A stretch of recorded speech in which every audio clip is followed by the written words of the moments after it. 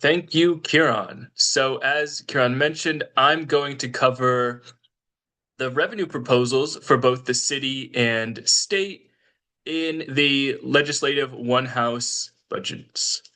So we're going to begin with legislative revenue proposals for the state. I'm going to discuss how those proposals stack up to the state's fiscal and social needs. We're then going to turn to the city, where I will describe New York City's fiscal challenges and then describe the legislative plans to build some support for the city's budget. So we'll begin with the state. The executive budget proposed really pretty modest revenue measures. The executive budget had two real revenue measures. The first was simply deferring a planned cut to the corporate tax rate. Without policy action this year, the state's corporate tax was scheduled to be cut from 7.25% to 6.5%. And the executive budget proposes extending that 7.25% rate for another 3 years. So it's still temporary, but we're getting 3 more years out of that higher rate. Second, the executive budget proposes decoupling from two provisions of the federal tax cuts that were passed last year by Trump and the congressional Republicans, the OBBBA.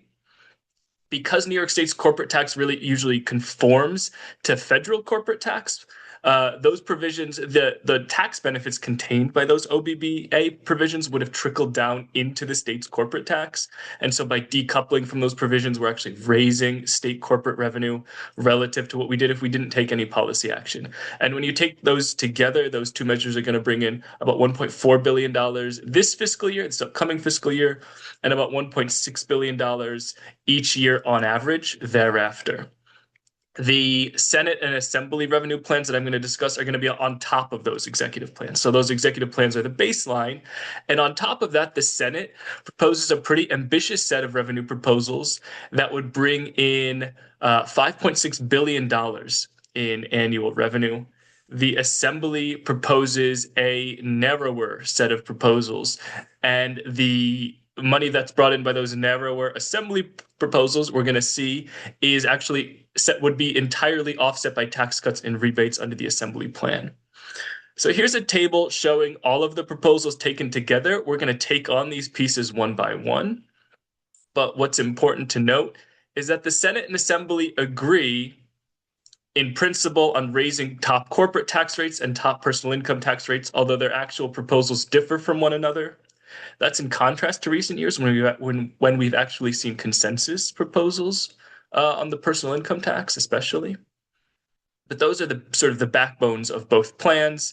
The Assembly plan stops there, and the Senate contains a host of other revenue proposals, of which four contain sort of real revenue potential. And I'm going to tackle each of those after we talk about the corporate and personal income taxes. So, as I mentioned, the state corporate tax would be set without legislative changes to actually be cut this year. Executive wants to extend it at the current rate, 7.25. That 7.25 is the top bracket. It applies to corporations with a net business income of more than $5 million. The Senate wants to raise that top rate on business income above $5 million to 9%. The Assembly wants to create a new tax bracket that's even higher. That's for corporations with more than $10 million in net corporate income, and apply a 9.25% rate to that. And for businesses in the middle, for businesses between $5 and $10 million, the Assembly wants to accept the executive proposal and keep their taxes at 7.25%.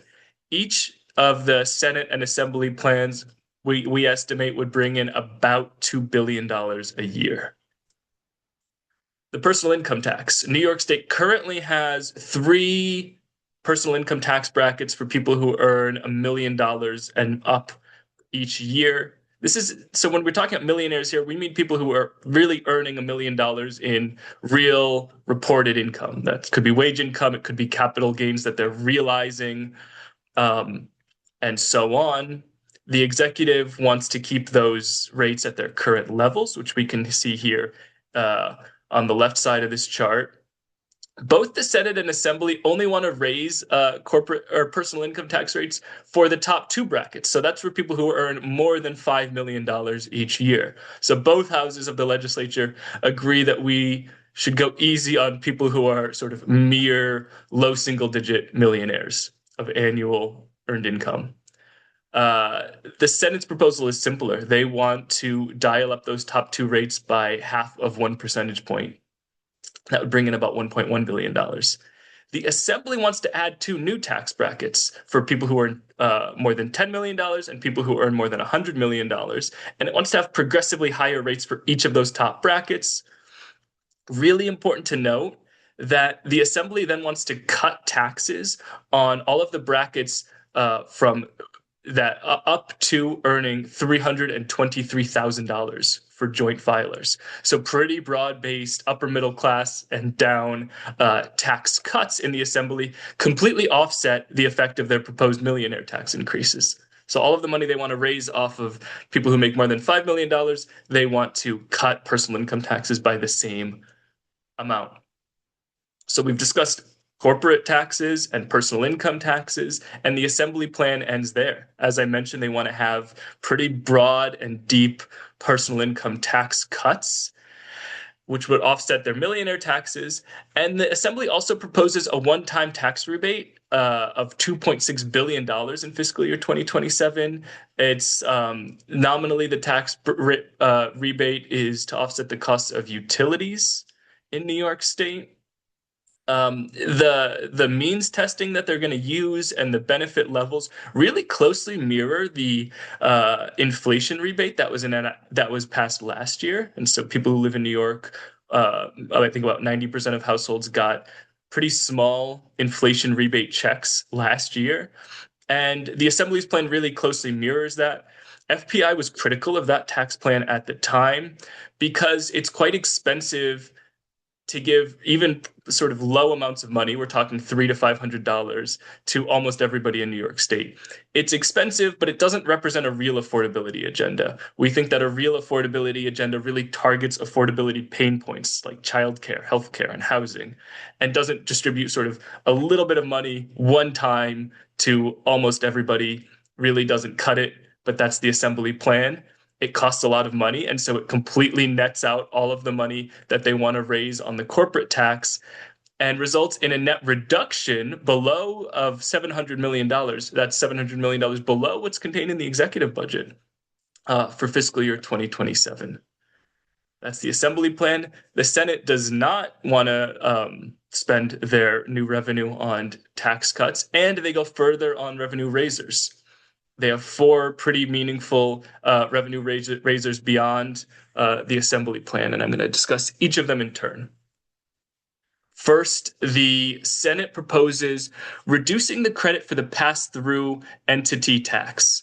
The pass-through entity tax is something we've written about that you can go to our New York State piece and read more about it, and I'm happy to answer and go into more detail in question and answer, but I'm going to try to describe it very quickly right now. The pass-through entity tax provides a workaround to the 2017 Federal Tax Cut and Jobs Act, which really restricted the amount of money that people can deduct on the state and local taxes they pay from their federal taxes. That's the most painful if you pay a lot of state and local taxes, which describes very high income people. The PTET is a workaround that's been adopted by almost every state that has state income taxes. It allows people who have pass-through income, which is personal income that you receive through businesses in which you own a stake. So if you're a partner in a law firm, consulting firm, private equity, you receive most of your income as pass-through business income.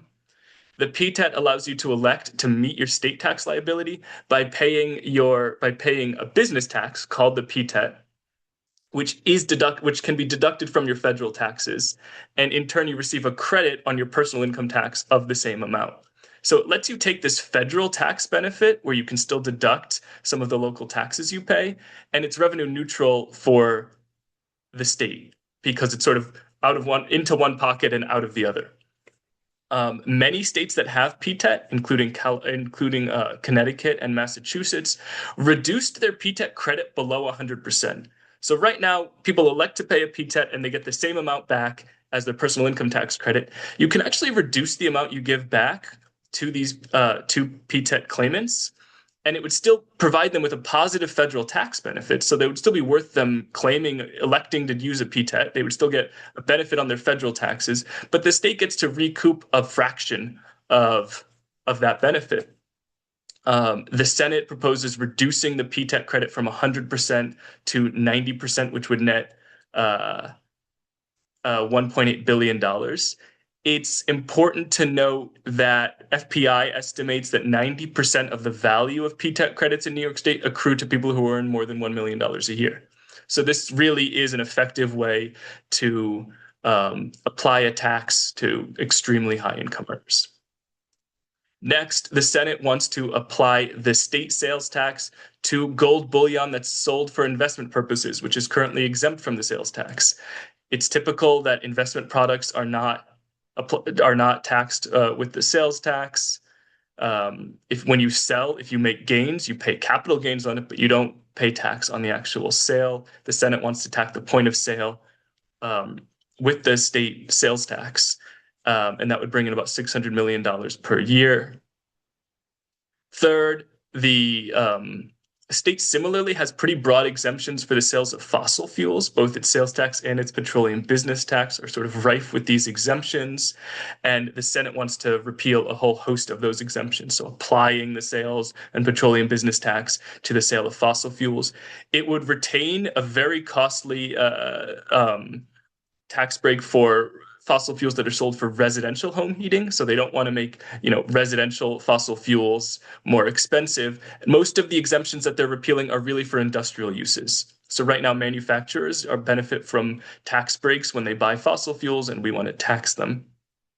That would bring in annually, after next year, that would bring in about $600 million.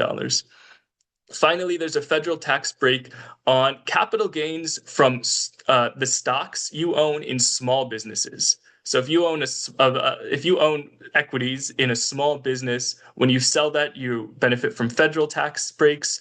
Those tax breaks, because New York tax generally conforms to federal law, trickle through into New York state tax, and the Senate proposes decoupling from that small business tax break, $100 million per year from that.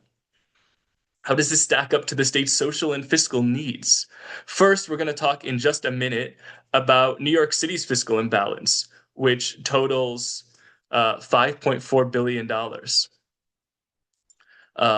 We've also written extensively in this budget season about universal childcare. The executive budget takes a really historic step towards universal childcare, but it doesn't represent true universality. Once we do all of the executive plans, we're still going to be short of an actual universal childcare system. FPI estimates that getting to that universal system, even after the executive plans are fully phased in, is going to cost $6 billion. And finally, the OBBA makes really sharp cuts to federal funding for Medicaid and the Essential Plan in New York. And that threatens the healthcare coverage for 1 million New Yorkers. And we estimate that it would cost $2.5 billion just to maintain that current level of coverage before we're hit with these pretty severe federal funding cuts. So when we consider these needs, we can see that the Senate really does a good effort of getting us into that ballpark with their $5.6 billion revenue proposal. And the other plans really don't really get us to that scale. And so with that, I'm going to turn to New York City's fiscal challenges. First, I'm just going to describe quickly the city's fiscal problem, and then I'm going to get into the legislative plans to do something about that problem.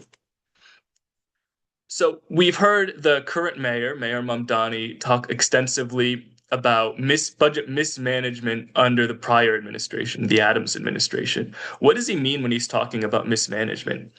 It's really explained in this chart, which documents underbudgeting. So underbudgeting is when the city plans to spend a certain amount of money and they end up spending more than that level. We can see sort of before 2022, the normal years before COVID and under de Blasio, underbudgeting might have been something like 3%. So the city would actually spend about 3% more for a given year than the level that they had planned for that year in the prior year's preliminary budget.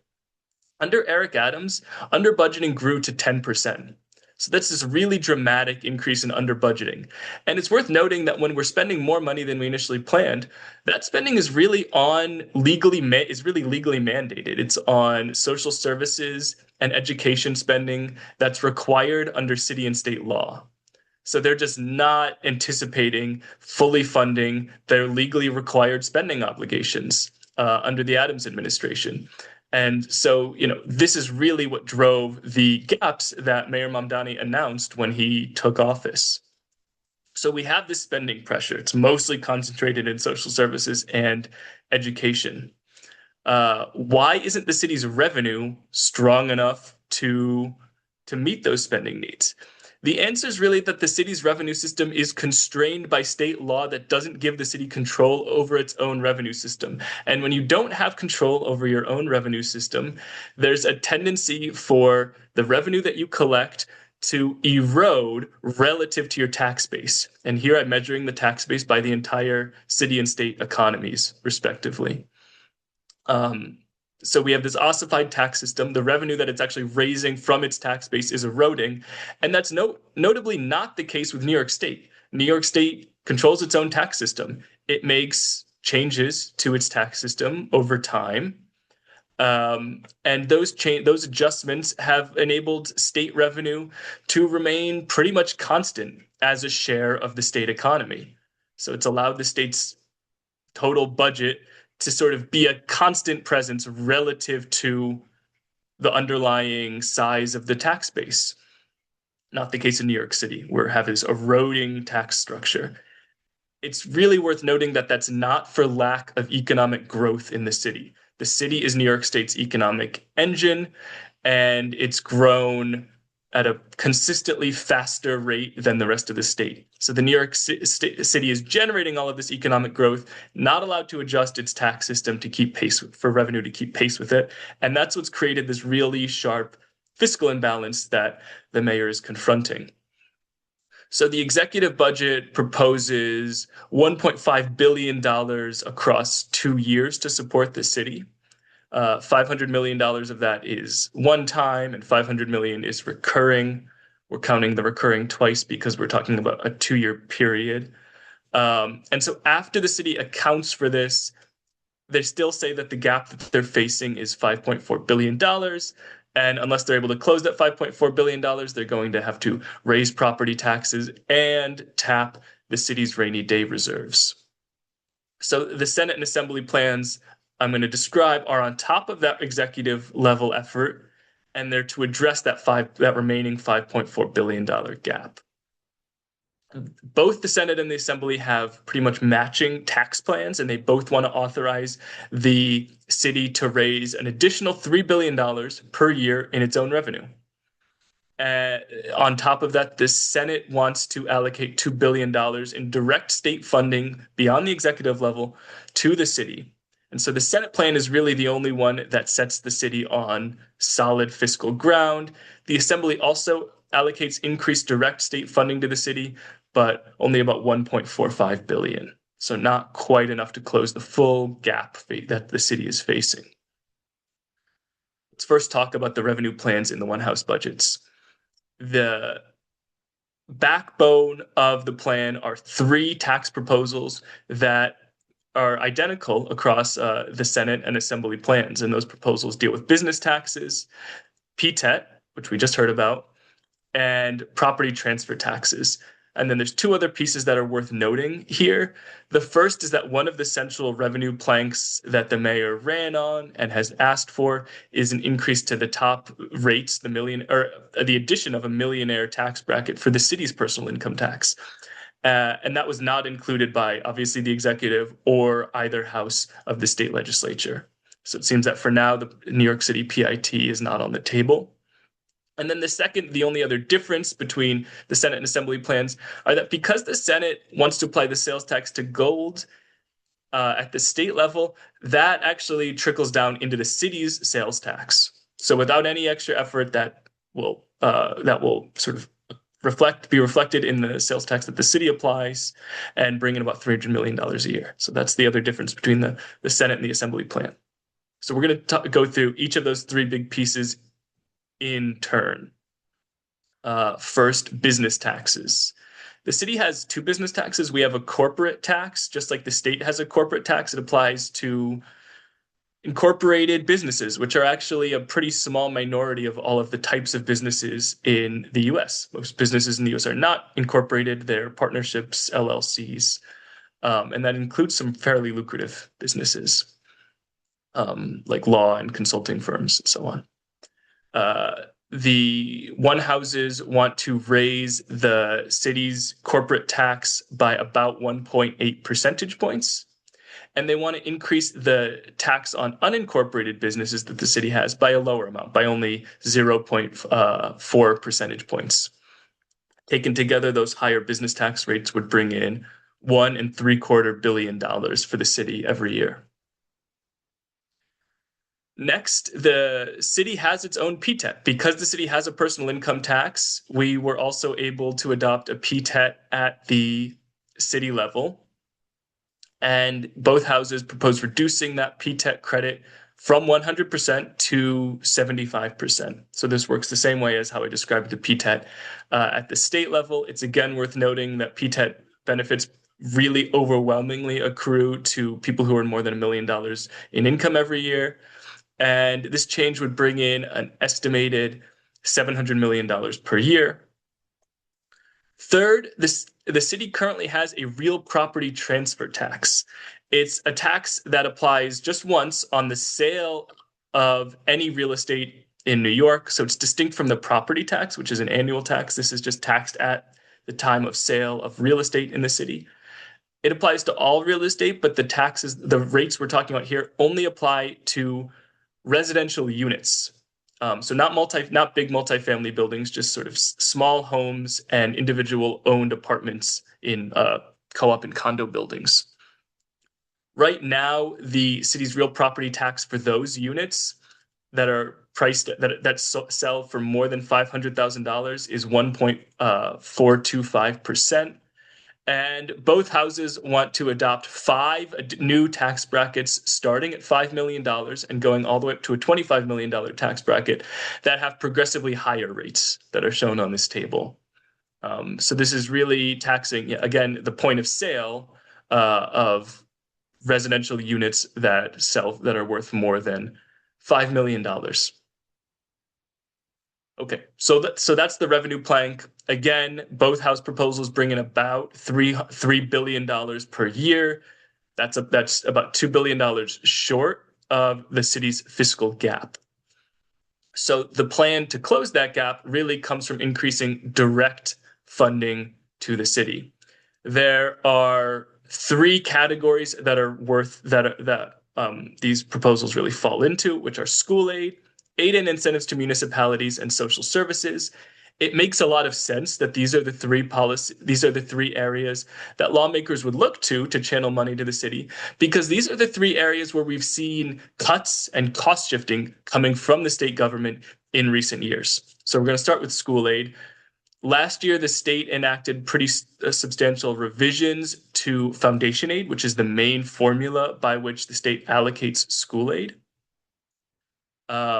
Those cuts didn't change the overall amount of foundation aid that the state allocated, but they reduced New York City's take by $322 million relative to the level it would have been if those changes weren't adopted.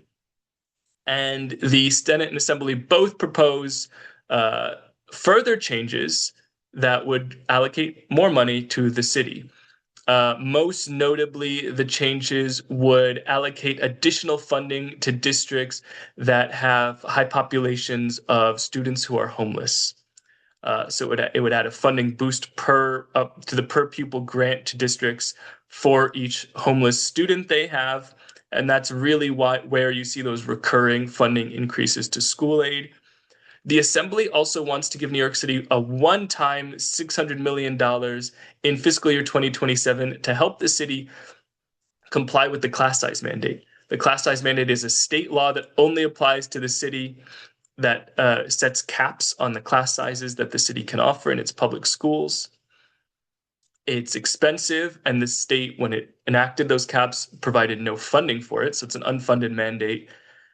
The Assembly is not proposing to provide the city funding forever to meet its class size requirements, but it's aiming to give it $600 million in fiscal year 2027 to cover the costs of that unfunded mandate coming from the state. Second, aid and incentives to municipalities is unrestricted state funding. So it's unrestricted in the sense that it's general operating spending that municipalities across the state receive and can use at their discretion. It's the only state funding that does that. It used to be that New York City, like every other municipality in the state, received aid and incentives, received AIM funding. In 2010, New York City alone had its AIM funding eliminated. That was during the state budget cuts in the fallout from the 2008 recession. And the AIM that was eliminated at the time was $300 million per year. The Senate proposes giving New York City its AIM back for 2 years. So it's a collective $600 million. And the Assembly and Executive make no effort to give New York City its AIM back. Third, social services. Social services has really been a site of consistent state cost shifting, especially under the Cuomo administration. The Cuomo administration had this real habit every year of enacting cost shifts on social services, where they would require this localities across the state to pick up a little bit more of the social services spending. And it was a way for the state to say it was reining in the state budget while not cutting services and sort of forcing these localities into their fiscal straitjackets by having to pick up more and more of the tab. Those costs were pretty steep over the Cuomo administration. And the Senate proposes giving almost $1 billion in greater social services funding to New York City. The Assembly does less than that. They come up with about $250 million. And so when you add this up, the Senate gets you to a $2 billion funding level for New York City, of which $600 million is not recurring, but it does get you to closing that gap with $2 billion. And the Assembly comes up somewhat short of that with $1.45 billion, of which also $600 million is not recurring. So when we put all this together, FPI's conclusion is that the Senate puts forward the best plan for both city and state revenue. The $5.6 billion that the Senate proposes raising in state revenue really is at the scale where you could address some of the pressing social needs facing the state, especially in healthcare and childcare. And it's the only plan that allocates $5 billion to New York City, which is good for setting the city on firm fiscal footing. And with that, I'm going to turn to questions and answers.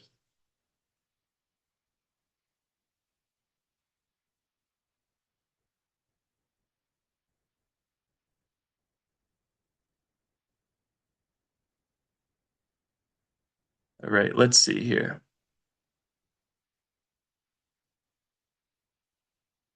So we have 2 questions on the fossil fuels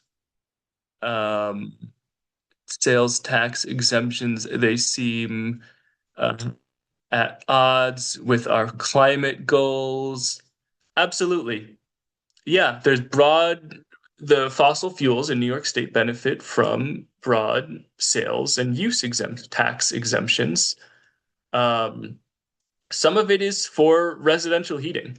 And that's a conversation, you might want to have over time. You want people to move to sort of non-fossil fuel, building electrification. The exemptions that are targeted by the Senate plan are mostly for industrial uses. Jet fuel manufacturers and so on.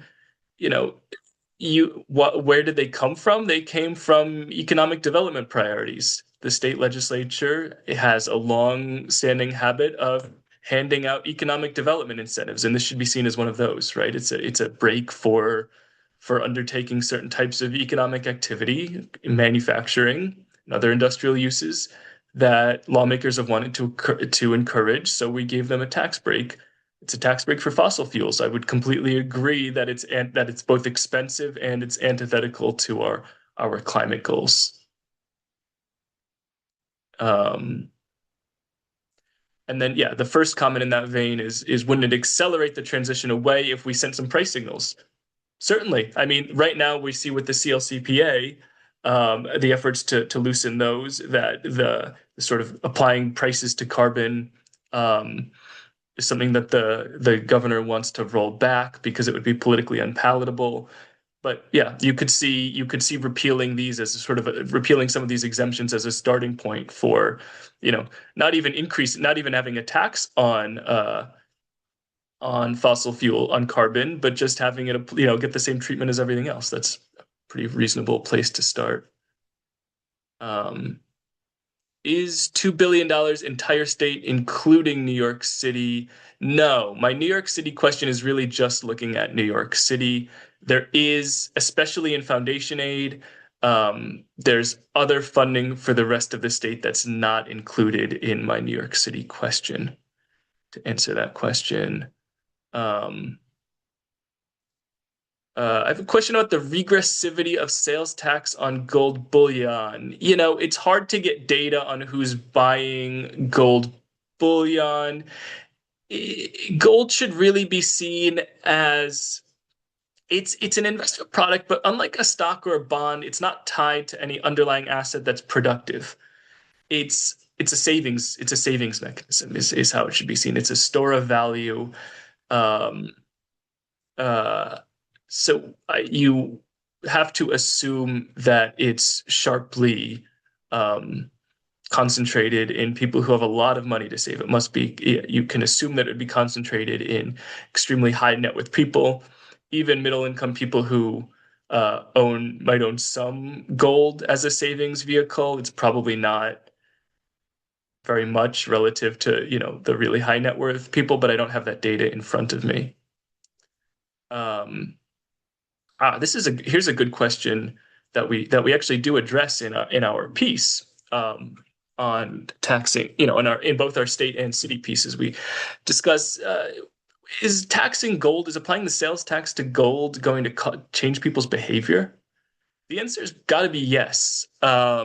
The Senate estimates, so we actually sort of put a caveat in our paper on the Senate's estimate, because the Senate's estimate for the amount of money they're going to raise from applying the sales tax to gold is just like the total tax expenditure, meaning it's the total amount of gold that's sold times the sales tax. And they're saying if the same amount was sold and it was sales taxed, it would be $600 million a year. So it's not anticipating any behavioral changes, and that's the Senate estimate. Surely it would have spark some behavioral changes, because most investment products do not have a sales tax, and when you stack up the state and local sales taxes, they're 8 to 8.5% across the state. So if you have all these investment products that don't have sales tax, and then you apply a pretty substantial sales tax, then it would have to change behavior. So I do think it's got to be the case that applying the sales tax to gold bullion would bring in less money than that. That's certainly true, and that's a caveat that we note. So I'm glad that came up. What do other states do regarding PTET? This is also a good question. So there's a sort of mathematically correct level to maximize the PTET rebate, because you want to reduce the PTET to a low enough level that there's still some federal benefits, so people still elect to use this PTET. If you reduced it too far, nobody would use it, so you wouldn't raise any money by reducing the credit. So you set it to a level where you still get some federal benefit, but the state can maximize the amount that it can recoup out of that. And that level is probably something on the order of 87%, which is what Massachusetts does. Our neighbor Connecticut does 90%. The Senate proposes 90%.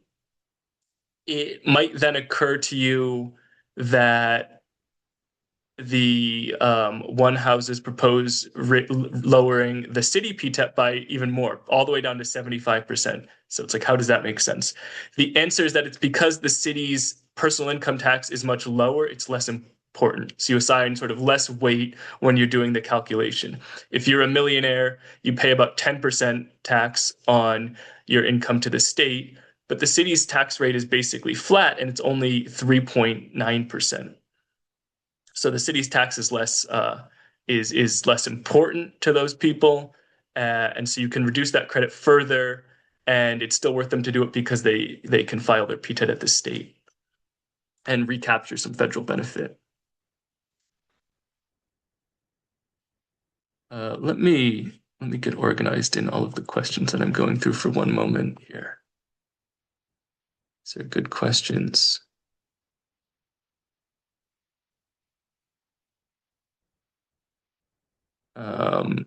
Actually, I didn't answer that one. There's a question about the impact of an energy shock on the state budget. You know, it's last year the state budget passed, and then we had the Liberation Day tariffs, and so the enacted budget came out and was super pessimistic and thought there were going to be big gaps, and then the economy continued to hum along for the next year. Now we have another budget season with another entirely self-inflicted potential big economic shock. Um, you know, to my mind, it's a good argument for not, giving away a lot of money in one-off tax rebates at a minimum, keeping some money in reserve, but New York State has a very robust economy, so we do have the tax base to weather these shocks. I'm gonna keep.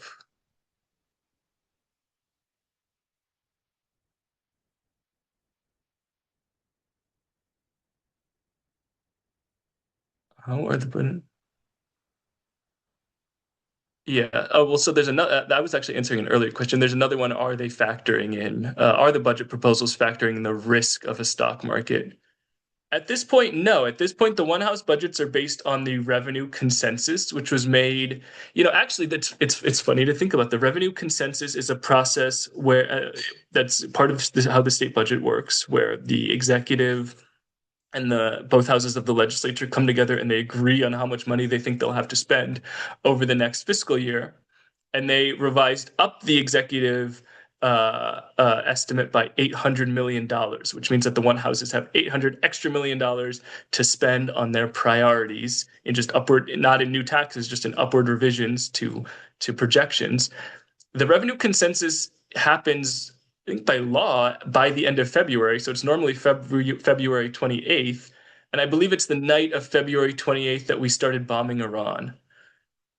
So yeah, the budgets are sort of categorically not factoring that in. What should we be doing? Again, I mean, the most prudent thing to do is to, make sure our revenue system is tackling the social needs that we're facing, um, and be cautious about tax cuts. Giving away a couple $1 billion here and there is probably not, in tax rebates is not what we should be doing. But I think that, yeah, meeting our social needs and making sure our sort of revenue base is robust is the way to go. Uh, there's a note here that's a good note, and I'm glad it came up, that the Assembly does include an excise tax on cryptocurrency mining. That estimate is actually, it's a good note. I probably should have noted it, but it is, the revenue estimate there is folded into the revenue estimate for business taxes. So the revenue from that is baked in. But it's a good note that they do have an excise tax on cryptocurrency mining. That's true. Uh, let's keep going.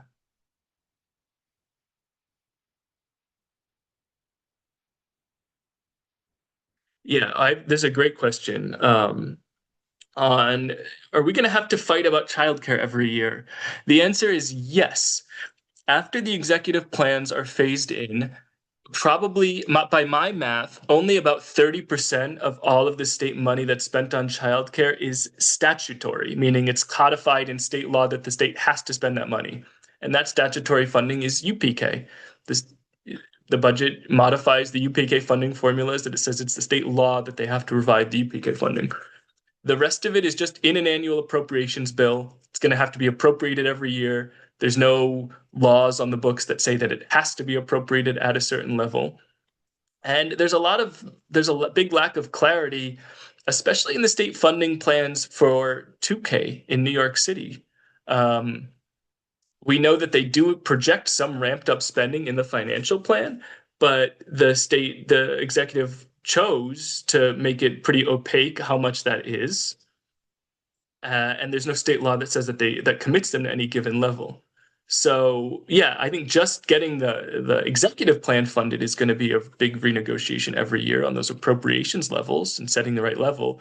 And that's not including, finishing the job, getting that remaining, I estimate about 40% of children in the state who are not going to be covered even after the executive proposals are phased in. So we still have much farther to go, and it's going to be a renegotiation every year until we really get a robust childcare, funding model and sort of legal framework in place.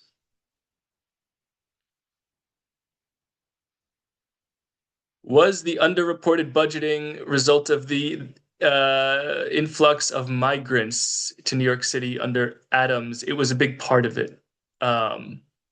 It was part of it, but it was not the whole story.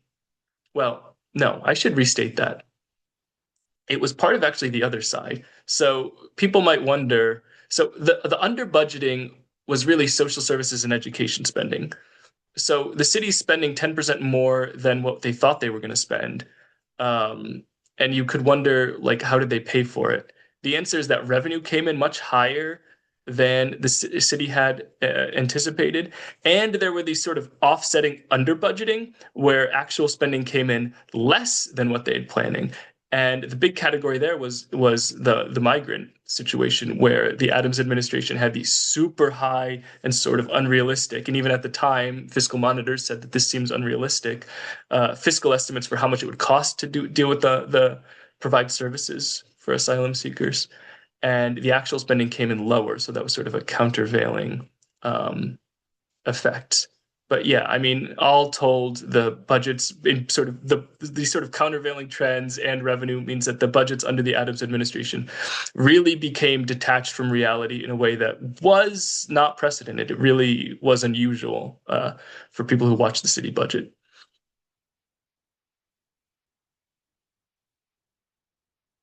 Let's see.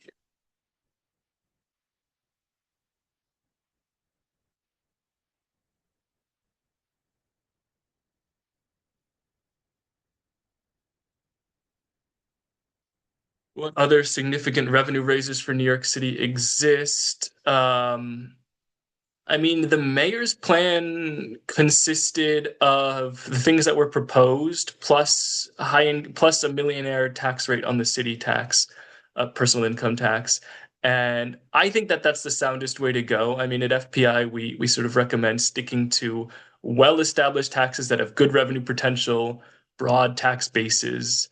Um, and so when you're looking for new revenue, it makes sense to look towards the taxes that the city already applies, and the personal income tax is one of them. So I'd say, the corporate tax, which was proposed, which was included in the assembly plan, is a great idea. Um, and the other big place to look really is adding a little bit of progressivity to the New York City personal income tax, which is currently flat for almost everybody. It's a little bit lower at the very sort of low end of the income distribution, but for almost everybody from the middle up, it's about 3.8%.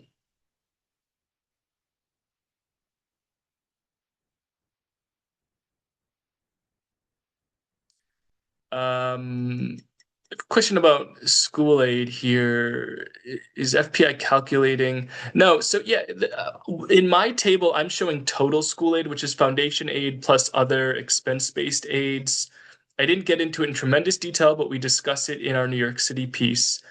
The Senate's increase, its funding increase for homeless students is not that high. It's 0.12, which equates to like a 12% funding bump in the per pupil amount for each homeless student. The Assembly's is 65%. So the Assembly goes much farther on homeless students. They both have a similar increase, a relatively modest increased funding for English language learners. They do the same, the one houses mirror each other there. So those are part of the foundation aid formula. The Senate's changes to the foundation aid formula are quite modest. I believe they only increased total statewide foundation aid by $285 million. And they get a lot more school aid increases out of changes to transportation aid. They increase transportation aid to high need districts, of which New York City is one, and they increase transportation aid to UPK. And so the $431 estimate that comes from the Senate that's increased to New York City is total school aid. So it's those foundation aid formulas plus those transportation aid changes. By contrast, the Assembly, as I noted, goes a lot farther in students who are experiencing homelessness. And so most of the value that we estimate New York City gets out of school aid on the Assembly plan just comes from that weight's really doing the work in the Assembly plan. How am I doing on time? We have plenty of time. I can do several more questions.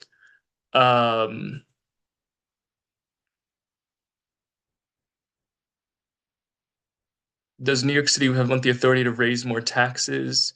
Yeah, I mean, the only tax that New York City could raise on its own is the property tax. Even that is subject to a cap that's imposed by the state constitution. But within that cap, New York City can adjust its property tax rate. And the mayor made it clear, both on the campaign and as mayor, that the preference is not to go that route, but to increase the city's corporate and personal income taxes, which require state approval.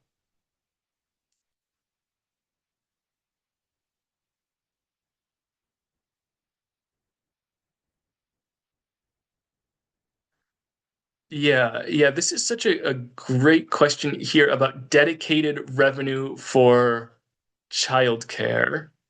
Um,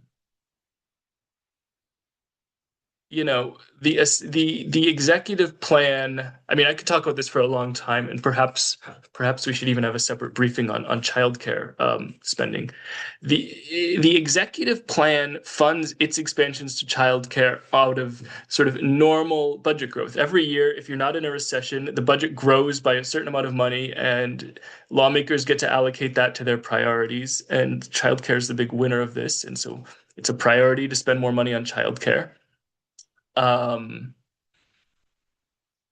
there are risks to funding the expansion just on normal sort of general fund revenue growth, in that it competes with everything else in the budget, and that some years are not good fiscal times. Some years there are recessions, and you might even go backwards, cut the money.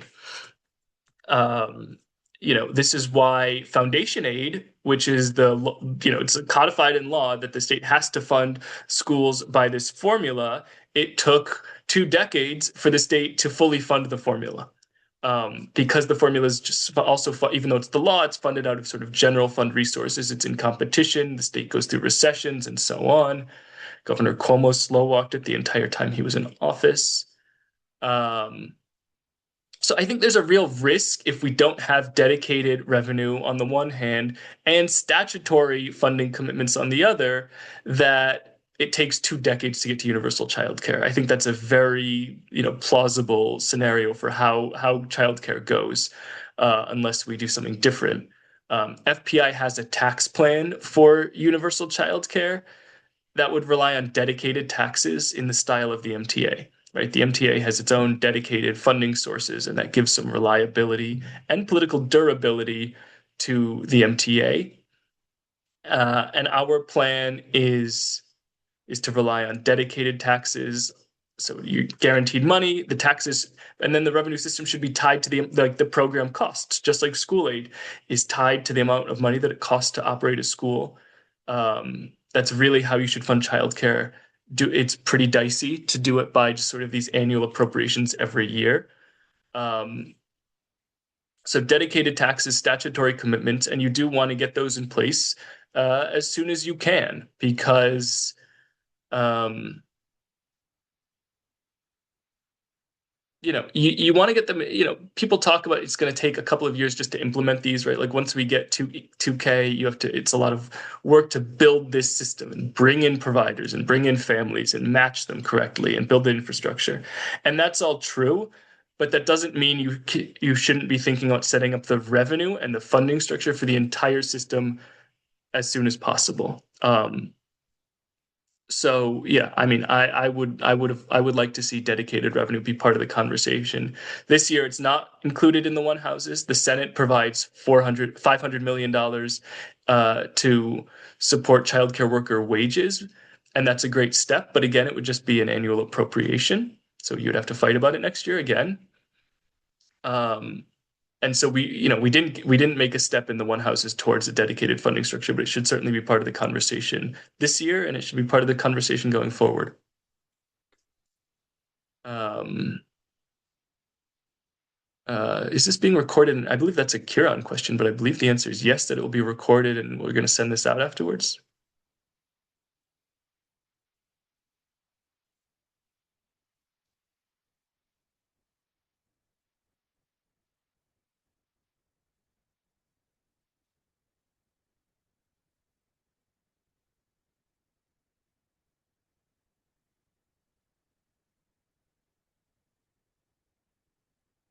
Aha. I have a different question about maybe I misunderstood the original question about $2 billion. It says the Senate proposal provides $5.6 billion to the state. So does this include or not the city? That's so $5.6 billion in new state revenue is state revenue. It's revenue that the state is going to um, get to use for state purposes. So some of that revenue shows up in my estimate that the Senate wants to spend an extra $2 billion in direct state funding to the city. Um, but then it's distinct from the $3 billion that the Senate wants to authorize the city to raise in its own revenue, right? So the Senate, so the state and the city are both under the Senate plan would both raise their own money by 5.6 and $3 billion respectively. And so some of that statewide money is going to be part of the $2 billion that the Senate wants to send down to the city. I hope that's a little bit more clear.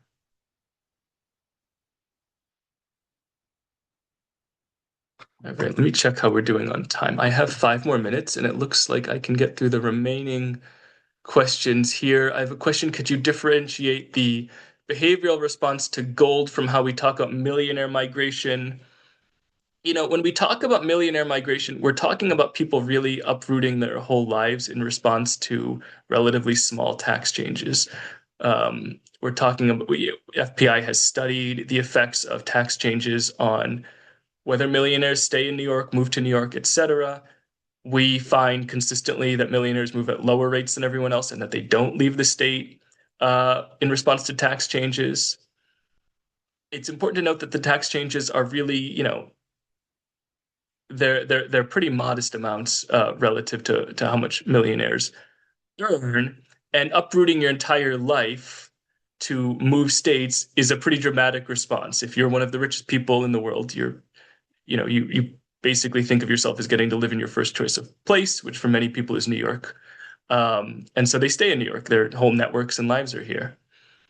When I'm talking about a behavioral response to gold, I'm talking about investors who are just comparing the options in front of them. They could buy gold, they could buy stocks or bonds, or put their money in a money market fund or whatever else. And so they're going to factor in these percentage differences. It doesn't require them moving. It requires them just making, a different financial, their financial advisors are crunching numbers, and it sort of mathematically has to be the case that if you apply an 8.5% tax to something that didn't used to be there and everything else doesn't have that tax, it's got to be the case that some of those investment decisions are going to shake out differently.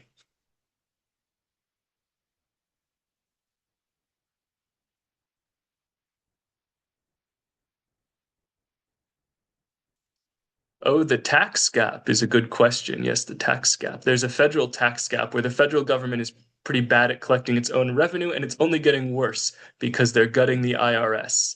Um, so people aren't paying their full federal tax liability. Uh, does this legislation address the city and state tax gap? No, no, and it's a great question and it's a great priority. I mean, certainly the auditors that we employ in the New York State Tax Department are very productive, right? In that they generate a lot more revenue from the state than they cost in wages because people aren't paying their taxes. So if you're auditing high earners, you're going to bring in more money. It's something that the federal government is bad at and getting worse at, and that the city and state, I'm sure, could do better at. Yeah, so that's a very good point. Please have a briefing on childcare spending. I'll take that under advisement. Um, all right, we have 3 minutes left, so I'm going to get through these last two questions. And real estate is one form of wealth that cannot be moved. Yeah, I mean, we have the one houses propose this real estate transfer tax on extremely expensive properties, so that's good. But could we go further? Of course. The city's property tax system is famously a mess. It's famously inequitable. The valuations across the city bear sort of totally variable relationship to reality, where some of them are basically valued correctly, and some, especially extremely high-end properties, are valued for tax purposes way below what they actually cost. So should you fix the city's tax system and have an eye towards establishing some progressivity there? Yes, absolutely. Um,